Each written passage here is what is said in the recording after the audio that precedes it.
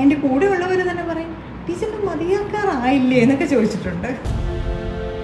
ഇത് ഞാൻ എഴുതും, വീണ്ടും എഴുതും. സമ്മതിച്ചു തന്നിരിക്കുന്നത് എങ്ങനെ എഴുതാൻ പറ്റുന്നത്.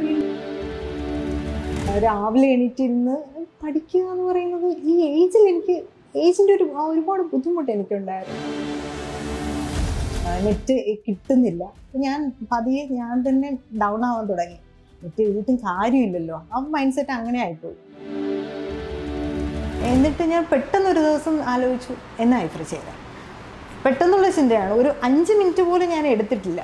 സാധാരണ ഞാൻ ഒരുപാട് സമയം എടുത്തിട്ടാണ് ഇത് ചിന്തിച്ചാണ് ഓരോ കാര്യം ചെയ്യുന്നത്. സമയമില്ലല്ലോ എന്ന് വിചാരിക്കും, പക്ഷേ ആ സമയമില്ലായ്മയിൽ നിന്നാണ് നമ്മൾ സമയം കണ്ടെത്തുന്നത്.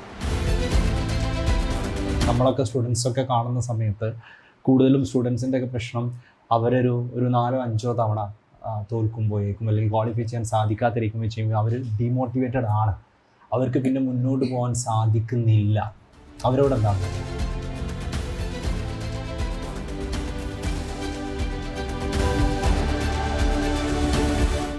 ഗായത്രി, ആദ്യം തന്നെ നമുക്ക് ഗായത്രിയുടെ ഒരു നെറ്റ് ജേണി ഒന്ന് ജസ്റ്റ് ഒന്ന് പറയാം. ഫസ്റ്റ് ടൈം എഴുതുന്നത് PG 2004 കഴിഞ്ഞു. 5 ജൂണിൽ ഞാൻ നെറ്റ് എഴുതുവാണ്. അന്ന് കുറേയധികം പ്രിപ്പയർ ചെയ്തു, പക്ഷെ അത്രയും ഒന്നും എത്തിയിട്ടൊന്നുമില്ല. ഫസ്റ്റ് ടൈം എഴുതുന്നത് എങ്ങനെയാണെന്നൊന്നും അറിയില്ല. ഇപ്പോഴത്തെ പോലെ നമുക്ക് നെറ്റിൽ നോക്കി ഒരു ക്വസ്റ്റ്യൻ കാണാനോ അങ്ങനെയൊന്നും പറ്റില്ല. അപ്പോൾ പോയി എഴുതി. അതിന് വലിയ മാർക്കൊന്നും ഇല്ലായിരുന്നു, പക്ഷെ ഫസ്റ്റ് പേപ്പർ ക്ലിയർ ചെയ്തു. പിന്നെ സെക്കൻഡ് അന്ന് ക്ലിയർ ചെയ്തില്ല എന്ന് തോന്നുന്നു. അതങ്ങനെ പോയി. പിന്നെ പഠിക്കാമല്ലോ, അടുത്ത പ്രാവശ്യം പഠിക്കാമല്ലോ എന്നുള്ളതായിരുന്നു. ആ സമയത്താണ് ഞാൻ PhDക്ക് പോയി ജോയിൻ ചെയ്യാമെന്ന് വിചാരിക്കുന്നത്. അപ്പോൾ അവിടെ PhDക്ക് പോകുമ്പോഴാണ് മനസ്സിലായത് എൻ്റെ PG അംഗീകരിച്ചിട്ടില്ല എന്ന്.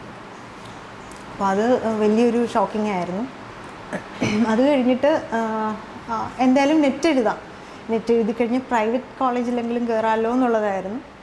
അപ്പോൾ അങ്ങനെ പിന്നെ ഉള്ള വർഷങ്ങളിലെല്ലാം നെറ്റ് എഴുതാൻ ശ്രമിച്ചുകൊണ്ടിരുന്നു. 2005 മുതൽ ജൂൺ ഡിസംബർ സെഷൻ ഭയങ്കര ആവേശത്തോടു കൂടിയാണ് എഴുതുന്നത്. അപ്പോൾ ഈ ആദ്യത്തെ പ്രാവശ്യം മാർക്കില്ലായിരുന്നു, പക്ഷെ രണ്ടാമത് വീണ്ടും ഞാൻ പഠിച്ചു, മാർക്കുണ്ട്. അപ്പോൾ അന്ന് 3 പേപ്പറാണ്. 1, 2 പാസ്സായി. പിന്നെ മൂന്നാമത്തെ പാസ്സാകാൻ കുറച്ച് സമയം എടുത്തു. പിന്നെ വീണ്ടും അതും പാസ്സായി. പക്ഷേ നെറ്റ് ക്വാളിഫൈ ആകുന്നില്ല. അതിനൊരു ഒരു പെർസെൻറ്റേജൊക്കെ വേണമല്ലോ, അതൊന്നും കിട്ടുന്നില്ല. അങ്ങനെ പോയി. പിന്നെ ഈ കുറേ പ്രാവശ്യം എഴുതിയപ്പോൾ ഒന്നാമത് എൻ്റെ PG അംഗീകാരമില്ല എന്ന് പറയുന്നു. അപ്പോൾ പിന്നെ എനിക്ക് നെറ്റ് കിട്ടുന്നില്ല. അപ്പോൾ പതിയെ ഞാൻ തന്നെ ഡൗൺ ആവാൻ തുടങ്ങി. നെറ്റ് എഴുതിയിട്ടും കാര്യമില്ലല്ലോ, ആ മൈൻഡ് സെറ്റ് അങ്ങനെ ആയിപ്പോയി. നെറ്റ് എഴുതിയിട്ടും കാര്യമില്ല. പിന്നെ പോയി എഴുതുന്നു, ഒരാഗ്രഹം കൊണ്ട് എഴുതുന്നു. ചിലപ്പോൾ കിട്ടിയാലോ എന്നുള്ളൊരാഗ്രഹം കൊണ്ട് എഴുതുന്നു. അപ്പോൾ അങ്ങനെ പോയിട്ട് ഞാൻ പിന്നെ ഒരു PG കൂടെ ചെയ്യാമെന്നുള്ള രീതിയിൽ അടുത്തൊരു PG, അത് ഒത്തിരി നോക്കി, എവിടെ ചെയ്യട്ടെ എന്ത് ചെയ്യട്ടെ എന്നറിയില്ല. അങ്ങനെ നോക്കിയിട്ട് അടുത്തൊരു PG MCA ചെയ്യാമെന്നുള്ള രീതിയിൽ MCA ചെയ്തു. MCA ചെയ്യുമ്പോഴും അതും ഭയങ്കര ബുദ്ധിമുട്ടായിരുന്നു.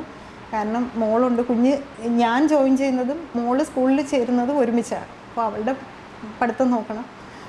പിന്നെ ഞാൻ വർക്ക് ചെയ്യുന്നുണ്ട്. അപ്പോൾ ഞാൻ അവിടുത്തെ കാര്യങ്ങൾ നോക്കണം. കുറച്ചധികം വർക്കോളിക്കാണ്, അതുകൊണ്ട് ആ കാര്യങ്ങൾ നോക്കണം. അങ്ങനെ വരുമ്പോൾ കുറച്ച് സ്റ്റഡീസിനധികം സമയം കിട്ടില്ല. പിന്നെ ഇഗ്നോയിൽ അന്നൊക്കെ അസൈൻമെൻറ്റൊക്കെ എഴുതുന്ന 80-90 പേജൊക്കെയാണ് എഴുതേണ്ടത്. അതൊക്കെ എഴുതി രാത്രിയിലൊക്കെ ഉറക്കം ഒഴിഞ്ഞിരുന്ന് എഴുതി അങ്ങനെ കുറേ ജോലികളുണ്ട്. കുറേ പഠിക്കാനുണ്ട്, കുറേ ജോലിയുണ്ട്. അപ്പോൾ ഞാൻ ആലോചിക്കാറുണ്ട്, ഞാൻ ഇത്രയും ഈ സബ്ജക്റ്റിൽ നിന്നിട്ടാണ് ഇത്രയും പ്രശ്നം. അപ്പോൾ അല്ലാതെ ഒരാൾ എഴുതിയെടുക്കുമ്പോൾ എന്തൊരു ബുദ്ധിമുട്ടായിരിക്കും എന്ന് ഞാൻ ആലോചിച്ചിട്ടുണ്ട്. അപ്പോൾ ഇത് കഴിഞ്ഞിട്ട് എന്താ വെച്ചാൽ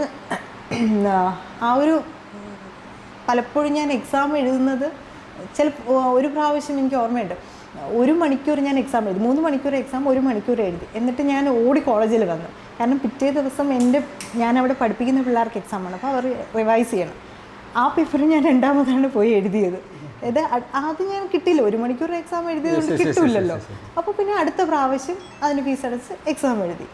അങ്ങനെ പലപ്പോഴും പിന്നെ പഠിക്കുന്നത് അന്നേ ബസ്സിലിരുന്നൊക്കെയാണ് പഠിക്കുന്നത്, ബസ്സിൽ ഇരുന്നൊക്കെയാണ് പഠിക്കുന്നത്. അങ്ങനെയൊക്കെ പിന്നെ എനിക്ക് അവിടെ ഒരു ആഡഡ് അഡ്വാൻറ്റേജ് എൻ്റെ സബ്ജക്റ്റ് തന്നെയാണ്, ഞാൻ കോളേജിൽ പഠിക്കുന്നത് തന്നെയാണ്. അതുകൊണ്ട് എനിക്ക് ഒരുപാട് ഇങ്ങനെ പഠിക്കുന്നതിൽ വലിയ ബുദ്ധിമുട്ടൊന്നും എനിക്ക് അന്ന് തോന്നിയിരുന്നില്ല. ഇനി ചില സബ്ജക്ട്സ് ഇലക്ട്രോണിക്സ് മാത്സൊക്കെ കുറച്ച് ബുദ്ധിമുട്ട് തോന്നിയുള്ളൂ. അത് അങ്ങനെയൊക്കെ ടൈമൊക്കെ മാനേജ് ചെയ്ത് അങ്ങനെ അങ്ങ് പോയി. അപ്പോൾ ആ ഒരു പി ജി കഴിഞ്ഞതിന് ശേഷമാണ് സീരിയസ് ആയിട്ട് നെറ്റിനെ കുറിച്ച് ഞാൻ കിട്ടിയേ പറ്റുള്ളൂ എന്നുള്ള രീതിയിൽ ഞാൻ ചിന്തിക്കാൻ തുടങ്ങിയത്. 2017 ഞാൻ പി ജി കഴിഞ്ഞു. പിന്നെ അത് കഴിഞ്ഞ് സെക്കൻഡ് പി ജി കഴിഞ്ഞു. പിന്നീട് ഞാൻ നെറ്റ് സീരിയസ് ആയിട്ട് എഴുതാൻ തുടങ്ങി. അത് കഴിഞ്ഞിട്ട് ഫസ്റ്റ് ടൈം എഴുതുന്ന സമയത്ത് ഒരുവിധം മാർക്കുണ്ടായിരുന്നു, വളരെ അടുത്തെത്തി. അപ്പോൾ എനിക്ക് മനസ്സിലായി, കാരണം ഞാൻ എല്ലാ സബ്ജക്ട്സും ഒരുമിച്ച് പഠിച്ചല്ലോ. അപ്പോൾ നമ്മൾ കുട്ടികളുടെ അടുത്തും, ഞാൻ അവിടെ പഠിക്കുന്ന കുട്ടികളുടെ അടുത്തും പറയാറുണ്ട്, നിങ്ങൾ പി ജി കഴിഞ്ഞ ഉടനെ എഴുതണം, കിട്ടും എന്നുള്ള പറയാം. അപ്പോൾ അതെനിക്കറിയാം. അങ്ങനെ നമ്മൾ എല്ലാ പേപ്പറും പഠിക്കുന്നുണ്ട്, കിട്ടും എന്നുള്ളത് ഉറപ്പാണ്. അപ്പോൾ അങ്ങനെ വന്നപ്പോൾ ആ ഒരു സമയത്ത് എനിക്ക് കോളേജിൽ തന്നെ, ഞാൻ വർക്ക് ചെയ്യുന്ന സ്ഥലത്ത് തന്നെ കുറച്ചൊരു ഫ്രഷേഴ്സ് വരുന്ന സമയമാണ്, അഡ്മിഷൻ നടക്കുന്ന സമയമാണ്. അപ്പോൾ അന്ന് എനിക്ക് ഒരു എക്സാം എഴുതാൻ പറ്റിയില്ല. അപ്പോൾ ഞാൻ നന്നായിട്ട് പ്രിപ്പയർ ചെയ്തിട്ടുണ്ട്, ആ എക്സാം എഴുതാൻ പറ്റിയില്ല. അപ്പോൾ അടുത്ത പ്രാവശ്യം എനിക്ക് അന്ന് എഴുതാൻ പറ്റാത്തതിൻ്റെ ഒരു ഫ്രസ്ട്രേഷൻ ഉണ്ടായിരുന്നു. അപ്പോൾ ഞാൻ എഴുതുന്നില്ല എന്ന് വിചാരിച്ചു. എഴുതുന്നില്ല എന്ന് വെച്ചാൽ ഞാൻ ഈ നെറ്റ് എഴുതുന്നില്ല എന്നാണ് മനസ്സിലാക്കിയത്. പക്ഷെ ഡിസംബറിൻ്റെ ക്വസ്റ്റ്യൻ കണ്ടപ്പോൾ വീണ്ടും അടുത്ത പ്രാവശ്യം ഒന്ന് എഴുതാം എന്നുള്ള മനസ്സിൽ വന്നു. അങ്ങനെ ഒരു കൊല്ലം കൂടെ കഴിഞ്ഞപ്പോൾ ഇങ്ങനെ പോയാൽ പറ്റില്ല, കാരണം ഞാൻ ഇതിൻ്റെ അടുത്തേ എത്തുന്നുള്ളൂ. അപ്പോൾ അടുത്തെത്തുന്നു എന്ന് വെച്ചാൽ ഞാൻ കുറച്ചുകൂടെ, ഇനി ഒരു ഹെൽപ്പ് ഉണ്ടെങ്കിൽ ഞാൻ അപ്പുറത്തേക്ക് പോകും എന്നുള്ളതായിരുന്നു. അപ്പോൾ ഞാനിങ്ങനെ കോച്ചിങ് ഒക്കെ നോക്കി. അപ്പോൾ ഓഫ്ലൈൻ കോച്ചിങ് എന്ന് പറയുന്നത് അന്ന് കൊല്ലത്തുണ്ട്. പക്ഷെ കൊല്ലത്ത് വരെ പോയിട്ട് വരിക എന്ന് പറഞ്ഞാൽ ബുദ്ധിമുട്ടാണ്. ഈ ഇഗ്നോയിൽ പഠിക്കുന്ന സമയത്ത് തന്നെ എല്ലാ കോളേജിൽ ക്ലാസ്സുള്ള ദിവസമെല്ലാം കോളേജിൽ പോവും, പിന്നെ അവധി ദിവസമെല്ലാം ഇവിടെ ക്ലാസ്സിന് പോവും. അപ്പോൾ ശരിക്കും എനിക്ക് അതൊന്ന് മാനേജ് ചെയ്യാൻ നല്ല ബുദ്ധിമുട്ടായിരുന്നു. മോള് കുഞ്ഞാണ്, അപ്പോൾ അവളുടെ പഠിത്തം നോക്കണം, മറ്റു കാര്യങ്ങളൊക്കെ ഉണ്ട്. അപ്പോൾ അതുകൊണ്ട് ഞാൻ എന്തായാലും കൊല്ലത്ത് പോകുന്നില്ല എന്ന് വെച്ചു. പിന്നീട് ഞാൻ ഓൺലൈൻ അപ്പോഴാണ് ഈ കോവിഡ് വരുന്ന സമയത്താണ് ഓൺലൈൻ കൂടുതൽ നമ്മൾ മൊബൈലിലേക്കൊക്കെ വരുന്നത്. അപ്പോൾ ഓൺലൈൻ കോച്ചിങ് പലതും ഉണ്ട്, മലയാളത്തിൽ കോച്ചിങ് ഉണ്ട് എന്നുള്ളത് മനസ്സിലായി. അപ്പോൾ ഏതെങ്കിലും ഒന്ന് നോക്കാം എന്നുള്ളതായിരുന്നു. നോർത്ത് ഇന്ത്യയിലൊക്കെ ഒരുപാട് കോച്ചിങ് സെൻ്റർ ഉണ്ട്. ശരിക്കും നെറ്റിനൊക്കെ കോച്ചിങ് സെൻ്റർ നോർത്ത് ഇന്ത്യയിലാണ് ഒരുപാടും ഉണ്ട്. നമുക്ക് ഇവിടെയൊന്നും അങ്ങനെ ഇല്ല, ഇപ്പോഴാണ് കുറച്ചൊക്കെ വന്നിട്ടുള്ളത്. അപ്പോൾ അന്ന് എന്താ വെച്ചാൽ നോക്കാം, ഏതെങ്കിലും കോച്ചിങ് നോക്കാം. ഈ സമയത്തൊക്കെ ഞാൻ ഈ യൂട്യൂബ് വീഡിയോ നോക്കി പഠിക്കുന്നുണ്ട്. യൂട്യൂബ് വീഡിയോ ഒക്കെ ഞാൻ പഠിക്കുന്നത് എനിക്ക് തോന്നുന്നു 2015 മുതലേ ഞാൻ യൂട്യൂബ് വീഡിയോയിലൊക്കെ, അന്നൊക്കെ IIT ക്ലാസ്സുകൾ ഒരുപാട് യൂട്യൂബിലുണ്ട്. അതൊക്കെ കണ്ടിട്ടാണ് ഞാൻ ഓരോന്ന് പഠിക്കുന്നതൊക്കെ. അപ്പോൾ യൂട്യൂബിലൊക്കെ നോക്കി പഠിച്ചിട്ട് തന്നെയാണ് ഈ എക്സാം എഴുതാൻ പോകുന്നത്. അങ്ങനെ ഈ പറഞ്ഞ പോലെ ഓൺലൈൻ നോക്കാമെന്ന് വെച്ച് ഓൺലൈൻ നോക്കി. അത് എന്താണെന്ന് വെച്ചാൽ റെക്കോർഡഡ് ക്ലാസ് ഉണ്ട്. പിന്നെ എനിക്കങ്ങോട്ട് വർക്കൗട്ട് ആയില്ല. പഠിക്കുന്നുണ്ട്, മറ്റൊരു പ്ലാറ്റ്ഫോമിൽ. ആദ്യമൊക്കെ ഞാൻ ആ ക്ലാസ് കണ്ടിന്യൂസ് ആയിട്ട് യൂട്യൂബിൽ വാച്ച് ചെയ്യുന്നതായിരുന്നു. അതുകൊണ്ടാണ് ഞാനതിൽ ജോയിൻ ചെയ്യാമെന്ന് വെച്ചു. അതിൽ പക്കായിട്ട് ക്ലാസ്സുകളൊക്കെ ഉണ്ട്, റെക്കോർഡഡ് ക്ലാസ്സുകളുണ്ട്, നോട്ട്സ് ഉണ്ട്, ലൈവ് സെഷൻസും 1-2 ഉണ്ടായിരുന്നു. പക്ഷേ എനിക്ക് എന്തോ മിസ്സിങ് ആണ്. അതായത് എനിക്ക് സ്വയമേ പഠിക്കണമെന്ന് ആഗ്രഹമൊക്കെ ഉണ്ട്. പക്ഷേ ഇങ്ങനെ ഇരുന്ന് പഠിക്കാൻ ഒരു ഷെഡ്യൂളൊന്നുമില്ല. നമ്മുടെ ഇഷ്ടത്തിന് പഠിക്കാം, അപ്പോൾ ഇഷ്ടമുള്ള സമയത്ത് പഠിക്കാം. അപ്പോൾ അങ്ങനെ വരുമ്പോൾ ഞാൻ മാറ്റി വയ്ക്കാൻ തുടങ്ങി. അത് നാളെ പഠിക്കാം, ഇന്നത്തെ ലൈവ് നാളെ കിട്ടുമല്ലോ, നാളെ പഠിക്കാം, അങ്ങനെ മാറ്റി വെച്ചു. അപ്പോൾ എനിക്ക് അപ്രാവശ്യം എനിക്ക് കിട്ടിയില്ല. അപ്പോൾ ശരി, അത് കഴിഞ്ഞു. പിന്നെ ഞാൻ പഠിക്കാൻ തുടങ്ങി. പിന്നെ എനിക്ക് കുറച്ച് ബുദ്ധിമുട്ടാണ്. എൻ്റെ അച്ഛൻ മരണപ്പെട്ടു. അപ്പോൾ അതിൻ്റെ കുറേ ബുദ്ധിമുട്ടുകളും വിഷമവും ഒക്കെ ഉണ്ടായിരുന്നു. പിന്നെ എനിക്ക് കുറച്ച് ശാരീരിക പ്രശ്നങ്ങൾ, എനിക്ക് 42 വയസ്സായി. അപ്പോൾ അതിൻ്റെ കുറേ ബുദ്ധിമുട്ടുകൾ, എനിക്ക് ഒത്തിരി സമയം ഇരിക്കാൻ പറ്റില്ല, ഒരുപാട് എഴുതാൻ പറ്റില്ല, അങ്ങനെയൊക്കെയുള്ള കുറച്ച് ബുദ്ധിമുട്ടുകളൊക്കെ വന്നു. സ്വാഭാവികമായിട്ടുള്ള കാര്യങ്ങളാണ്. അപ്പോൾ അതിൻ്റെ ഇടയിലും പഠിക്കണമെന്ന് വെച്ചാൽ, അപ്പോൾ ഞാൻ വിചാരിച്ചു ഇനി പെട്ടെന്ന് ഇത് പഠിച്ച് എത്തിയാലേ പറ്റുള്ളൂ. ഇനി ഒരുപാട് നാൾ ഇങ്ങനെ വെച്ചിരുന്നാൽ ഇതെനിക്ക് എഴുതാൻ പറ്റില്ല. അപ്പോൾ എന്തായാലും ഒരു കോച്ചിങ്ങിന് പോകാമെന്ന് വിചാരിച്ചു. അപ്പോൾ ഞാൻ ഹസ്ബൻഡിനോട് തന്നെ ചോദിച്ചു, ഞാൻ കോച്ചിങ്ങിന് പോയിട്ടു. അപ്പോൾ ഹസ്ബൻഡ് എല്ലാത്തിനും സപ്പോർട്ടാണ്. അപ്പം നിൻ്റെ ഇഷ്ടത്തിന് നീ പൊക്കോന്ന് പറഞ്ഞു. ഞാനെന്ന് വെച്ചാൽ എന്ത് തീരുമാനിക്കുന്നതിന് ഒരുപാട് പ്രാവശ്യം ആലോചിക്കും, ഒരുപാട് ദിവസം ആലോചിക്കും. പക്ഷെ ഐഫർ ചേരുന്നത് ഞാൻ 5 മിനിറ്റ് പോലും ആലോചിക്കാത്ത കാര്യമാണ്. എന്തുകൊണ്ടെന്ന് എനിക്കറിയില്ല. ഐഫറിൽ ഞാൻ ജോയിൻ ചെയ്യുന്നതിന് 6 മാസം മുന്നേ വിളിച്ചന്വേഷിച്ചിരുന്നു.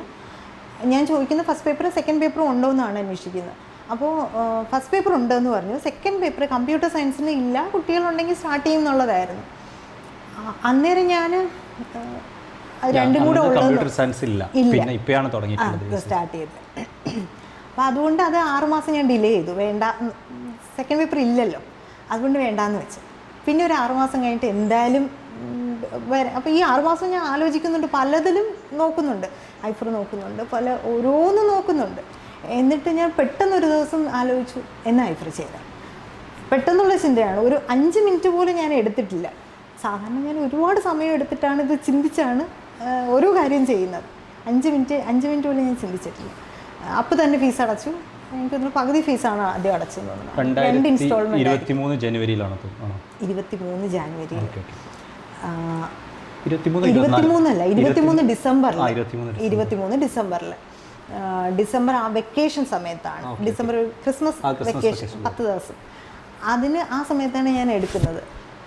അപ്പോൾ എൻ്റെ മനസ്സിൽ ഈ 10 ദിവസം എനിക്ക് പഠിക്കാൻ കിട്ടുള്ളൂ എന്നുള്ളതായിരുന്നു.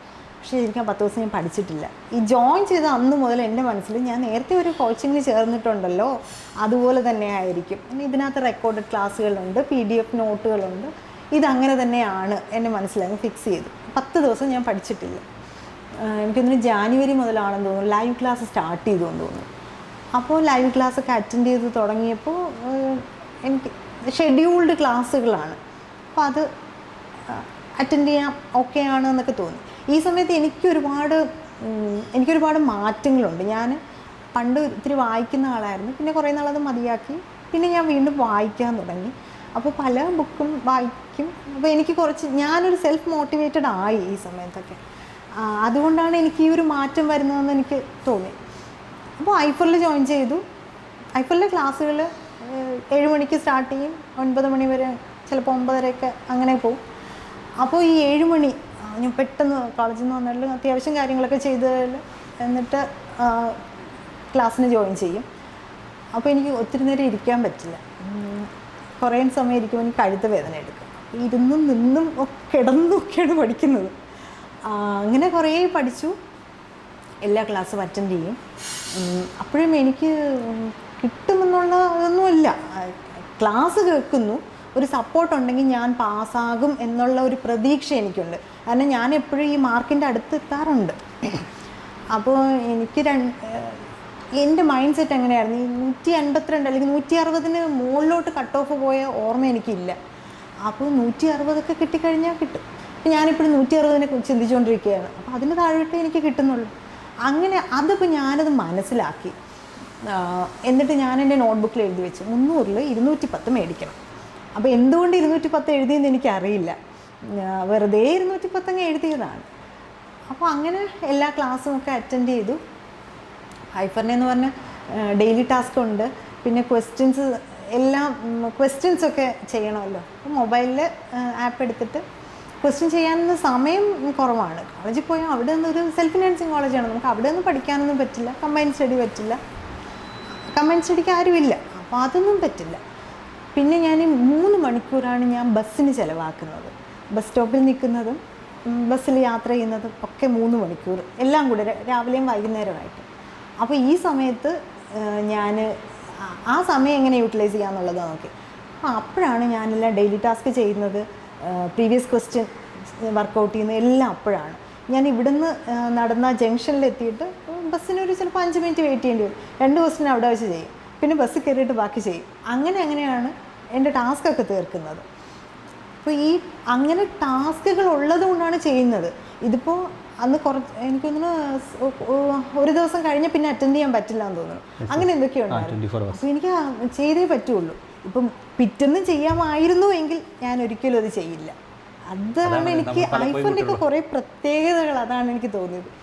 അന്ന് തോന്നിയിരുന്നു, അയ്യോ ഒരു ദിവസം കൂടി ഇട്ടിരുന്നെങ്കിൽ എന്താ പിറ്റേന്ന് ചെയ്യാമല്ലോ, ഇന്ന് സമയമില്ലല്ലോ എന്ന് വിചാരിക്കും. പക്ഷേ ആ സമയമില്ലായ്മയിൽ നിന്നാണ് നമ്മൾ സമയം കണ്ടെത്തുന്നത്. പെട്ടെന്ന് പോയി എടുത്തു, എല്ലാം വർക്കൗട്ട് ചെയ്തിട്ട് എൻ്റെ എക്സാമിനേഷൻസും സൺഡേസിൽ എക്സാമിനേഷൻസ് ഉണ്ടല്ലോ, അതും ഇങ്ങനെ തന്നെയാണ്. സൺഡേസിൻ്റെ എക്സാമിനേഷൻ പലതും മോളുടെ ഡാൻസ് ക്ലാസ്സിൽ കൊണ്ടുവിടണം. അപ്പോൾ അവിടെ ഇരുന്നൊക്കെ ആയിരിക്കും എക്സാം അറ്റൻഡ് ചെയ്യുന്നത്. മാത്സ് ഒന്നും വർക്കൗട്ട് ചെയ്യാനുള്ള സമയമില്ല, വർക്കൗട്ട് ചെയ്യാനുള്ളൊരു സാഹചര്യമില്ല അവിടെ. ഞാൻ അല്ലാണ്ട് എല്ലാം ഇങ്ങനെ ക്വസ്റ്റ്യനൊക്കെ നോക്കി നോക്കി അങ്ങ് പോകും. എന്നാലും അറ്റൻഡ് ചെയ്യും.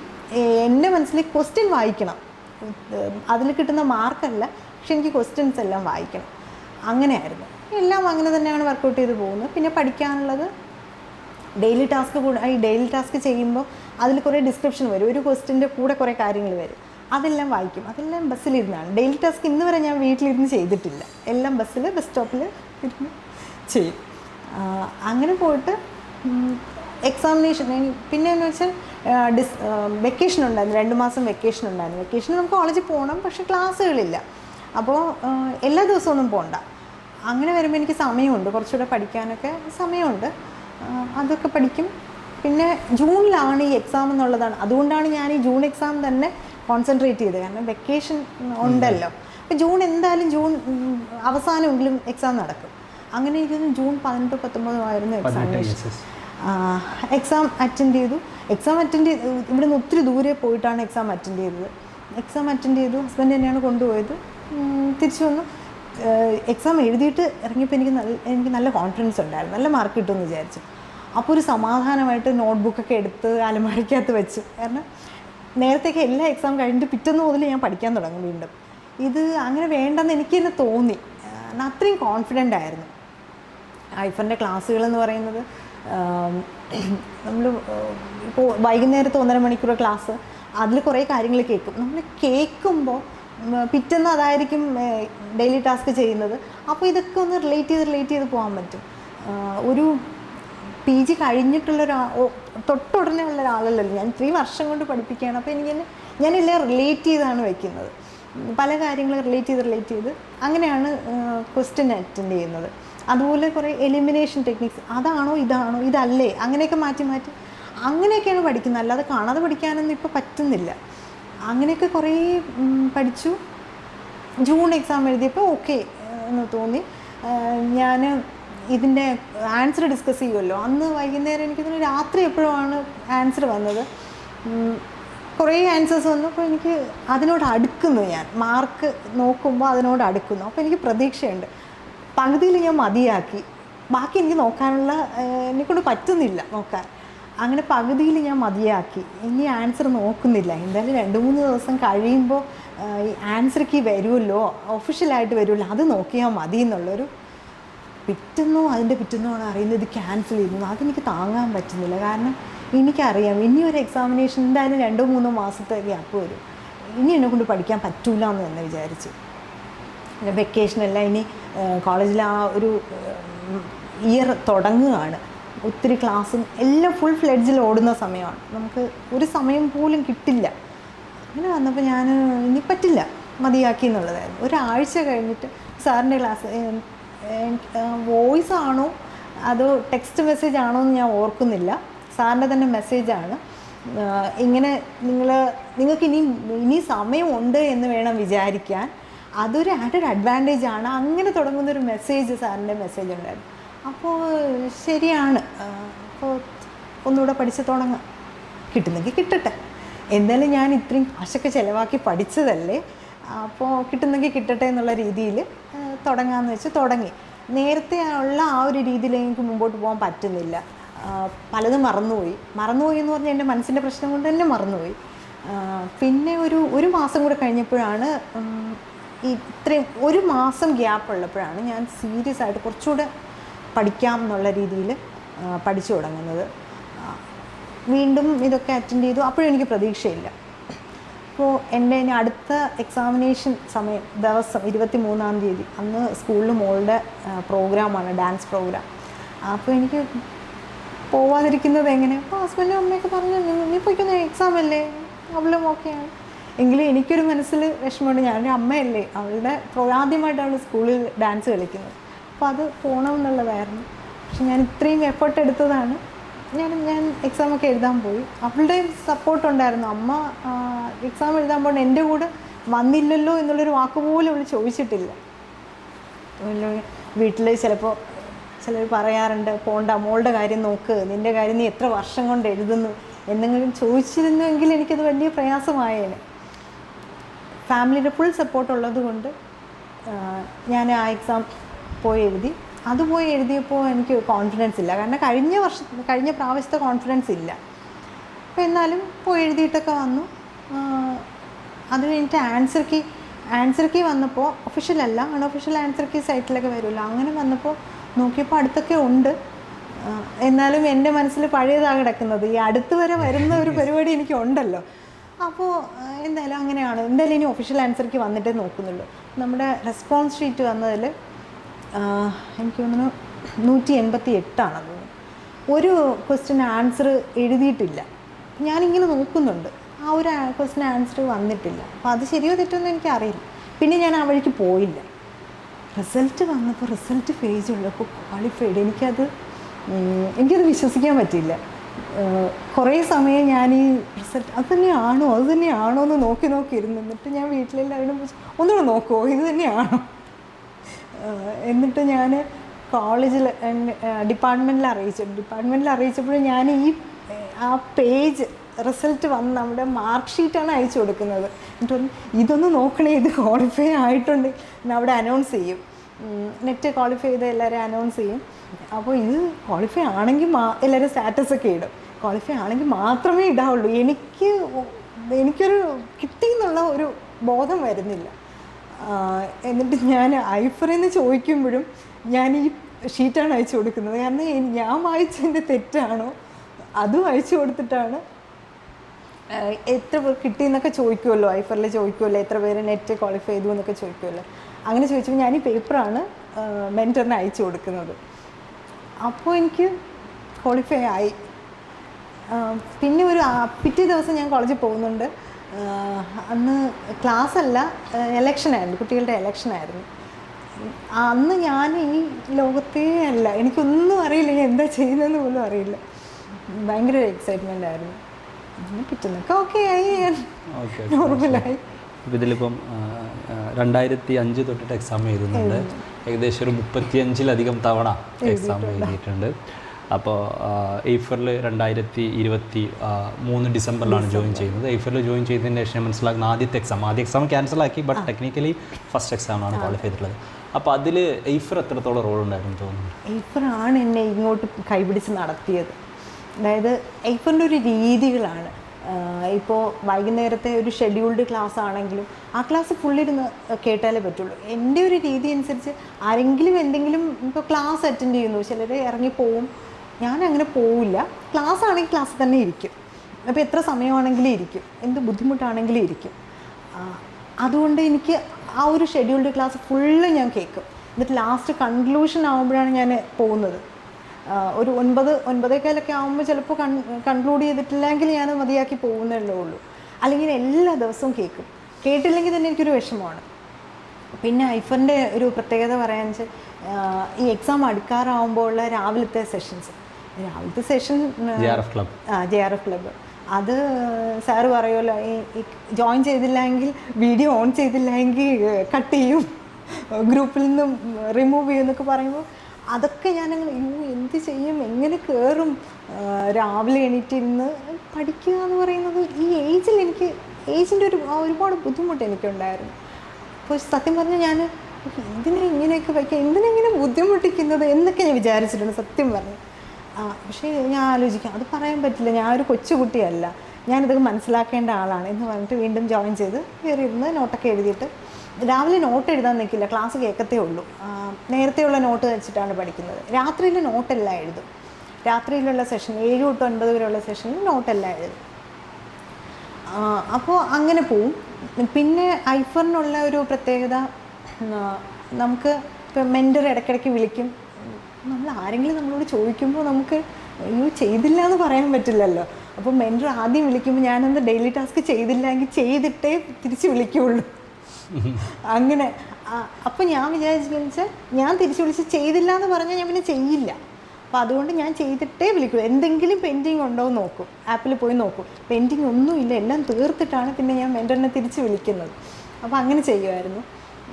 പിന്നെ ഉള്ളത്, നമുക്ക് കുറേ പഠിച്ചിട്ട് കാര്യമില്ല, കുറേ ക്വസ്റ്റ്യൻസ് ഇങ്ങനെ വർക്കൗട്ട് ചെയ്യണം. അത് ഐഫറിന് ഒത്തിരി ആവശ്യത്തിലധികം ഉണ്ടായിരുന്നു. പിന്നെ സൺഡേസിലുള്ള എക്സാമിനേഷൻ, അത് അതിൻ്റെ ഒരു മാർക്ക് വരുന്നത്, ഇതൊക്കെ നമ്മളെ കുറേ മോട്ടിവേറ്റ് ചെയ്യും. ഈ പോഡ്കാസ്റ്റുകൾ, പ്രിപ്പറേഷൻ അനാലിസിസുകളൊക്കെ അതൊക്കെ നോക്കും. എന്നിട്ട് അനാലിസിസ് നോക്കും. അയ്യോ ഞാൻ ഇത്രയും എത്തിയില്ലല്ലേ, എന്നിട്ട് അയ്യോ ഞാനിത് എഴുതാത്തത് കൊണ്ടാണല്ലോ എത്താത്തതെന്ന് വിചാരിച്ചിട്ട് വീണ്ടും ശ്രമിക്കും. പിന്നെ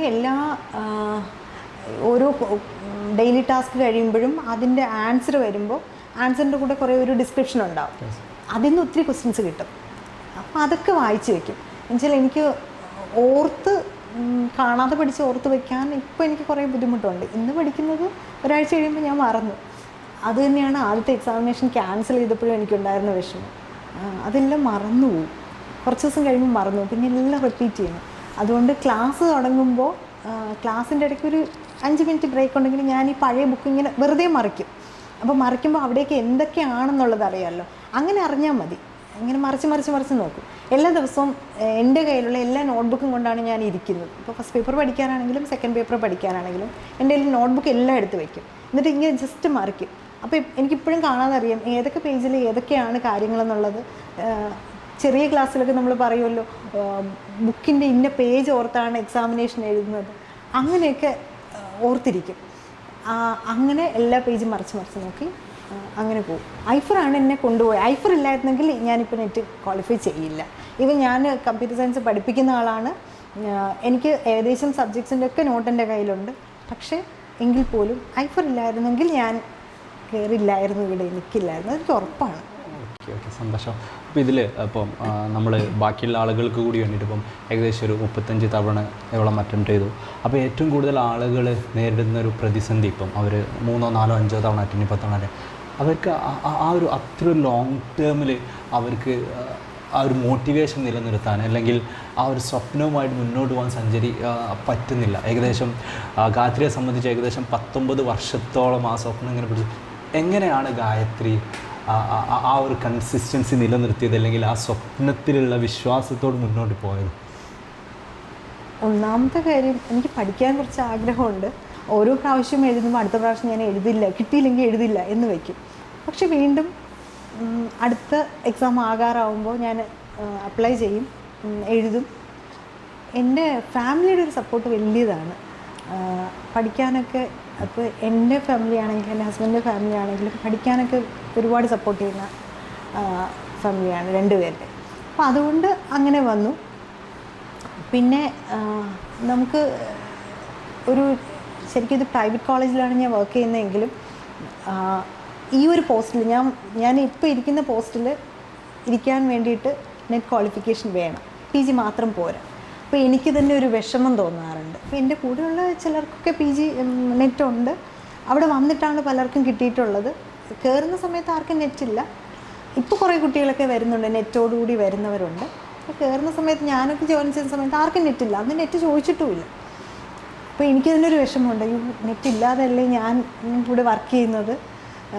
അപ്പോൾ ആ ഒരു വിഷമം അതാണ് എന്നെ ഇങ്ങോട്ട് എത്തിച്ചത്. അതിന് ഒരു ഘടകം അതാണ് ആ ഒരു കൺസിസ്റ്റൻസി, ആ ഒരു വിഷമം, അതുപോലെയുള്ള ആ ഒരു സ്വപ്നം, പഠിക്കാനുള്ള ഇഷ്ടം, അതെല്ലാമാണ് ഇത്ര കാലവും ഈ ഒരു ആസ്പെക്റ്റുമായിട്ട് മുന്നോട്ട് പോകാൻ ഗായത്രിക്ക് ഒരു മോട്ടിവേഷൻ ആയിട്ടുള്ളത്. അപ്പം നമ്മളൊക്കെ സ്റ്റുഡൻസൊക്കെ കാണുന്ന സമയത്ത് കൂടുതലും സ്റ്റുഡൻസിൻ്റെ ഒക്കെ പ്രശ്നം അവരൊരു 4-5 തവണ തോൽക്കുമ്പോഴേക്കും അല്ലെങ്കിൽ ക്വാളിഫൈ ചെയ്യാൻ സാധിക്കാതിരിക്കുമ്പോൾ ചെയ്യുമ്പോൾ അവർ ഡീമോട്ടിവേറ്റഡ് ആണ്. അവർക്ക് പിന്നെ മുന്നോട്ട് പോകാൻ സാധിക്കുന്നില്ല. അവരോട് എന്താണ് പറയുക? നമുക്കൊരു ഗോള് ഉണ്ടായിരിക്കണം. പിന്നെ ഇപ്പോൾ എന്നെ സംബന്ധിച്ചാണെങ്കിൽ നെറ്റ് ഞാനിരിക്കുന്ന പോസ്റ്റ് നെറ്റ് വേണം. അപ്പോൾ മറ്റുള്ളവരുടെ മുന്നിൽ നമുക്കൊരു വിഷമം ഉണ്ടാകാൻ പാടില്ല എന്നുള്ളതായിരുന്നു എൻ്റെ മോട്ടിവേഷൻ എന്ന് പറയുന്നത്. പിന്നെ 4-5 പ്രാവശ്യം എഴുതിയാൽ മാത്രം അങ്ങനെ ഡിമോട്ടിവേറ്റ് ചെയ്യേണ്ട കാര്യമില്ല. നമുക്കൊരു ഗോളിലേക്ക് എത്താൻ നമ്മൾ അത്രയും ജോലി ചെയ്യണം. എൻ്റെ മോട്ടിവേഷൻ എന്ന് പറയുന്നത് ഈ കഴിഞ്ഞ ഓരോ എക്സാമിനും ഞാൻ ഓരോ ഫെയിലിയറിനും ഞാനൊരു റീസൺ കണ്ടുപിടിക്കും. അപ്പോൾ അടുത്തതിൽ ആ റീസണാണ് ഞാൻ ഓവർകം ചെയ്യാൻ ശ്രമിക്കുന്നത്. അപ്പോൾ ഇപ്പോൾ ഞാൻ കണ്ടിരുന്ന 2 റീസൺസ് എന്ന് പറയുന്നത്, എൻ്റെ ഗോള് 160 മാർക്കായിരുന്നു എൻ്റെ ഗോള്. നമ്മുടെ ഗോൾ അത്രയും അച്ചീവ് ചെയ്യാനൊന്നും നമുക്ക് പറ്റില്ല. ആ ഗോളിനെ ഞാൻ മാറ്റി 210 ആക്കിയപ്പോഴാണ് എനിക്ക് എത്താൻ പറ്റിയത്. അപ്പോൾ അതെൻ്റെ ഒരു ഫെയിലിയർ ആയിരുന്നു, അല്ലെങ്കിൽ എൻ്റെ ഒരു പ്രശ്നമായിരുന്നു. അപ്പോൾ നമുക്ക് നമ്മൾ ഫെയിൽ ആവുന്നെങ്കിൽ അതിന് റീസൺ ഉണ്ട്. ആ റീസൺ കണ്ടെത്തി അതിനെ ഓവർകം ചെയ്യാൻ ശ്രമിക്കുക എന്നുള്ളതാണ്.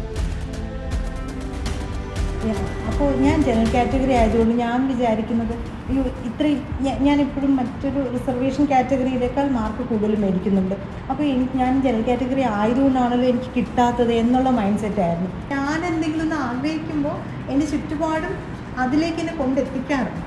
ഓരോ എക്സാമിനും ഞാൻ ഓരോ ഫെയിലിയറിനും ഞാനൊരു റീസൺ കണ്ടുപിടിക്കും.